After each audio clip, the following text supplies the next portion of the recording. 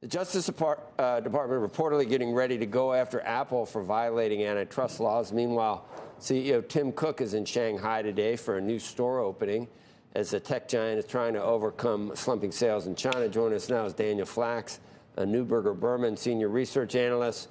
Dan, I can imagine, just knowing you, that you think Apple is big enough, strong enough, and successful enough to manage its way through this. But no one likes to take on City Hall. It's a distraction. They've got other issues that I'm sure they'd rather focus on. Stock's already down. Is it going down more, or is it at a point now where you think people ought to be nibbling? Good morning, Joe. Good to see you as always. I think the stock is attractive here if one has a 12 to 24-month horizon. In the near term, certainly the DOJ investigation, tougher smartphone sales, including in China, I think remain factors. If we step back, though, this story from a regulatory standpoint is one where Apple has to continue to demonstrate that they are being transparent, that they are empowering others to build on top of their platform, and of course, to make adjustments where necessary. The data, in terms of having paid out over $320 billion to developers since 2008, demonstrate that they are creating value. But Apple and the other platforms, I think, need to do more to demonstrate the transparency and the overall competitiveness of their platforms. But we continue to like the stock here.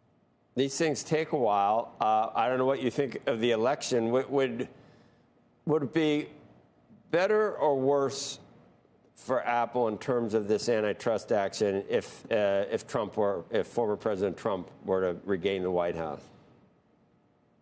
I think what will matter most is whether they can execute on the product cycles, whether it's Biden or Trump in the White House next year. What we've seen, even in this difficult period, is that the iPhone install base, for example, continues to grow. We've also seen more and more customers mix up to the Pro and the Pro Max. And so if Apple is able to execute on its product cycles, delight customers, continue to demonstrate strong growth in services, I think whoever is in the White House in 2025 will not be as important. From a trade and geopolitical standpoint, I think both parties will remain aggressive in the stance towards China. But what we've seen over the last several years is that Apple has been able to navigate this difficult backdrop between the two countries very effectively. And of course, remember, in China, Apple and its suppliers and its broader ecosystem employ several million people. So it remains important on both sides.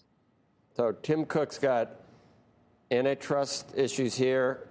He's got antitrust issues in Europe. He's got product cycle issues, and he's got to deal with China. That's among other things that he's dealing with. That's unbelievable. He better be good. He is good.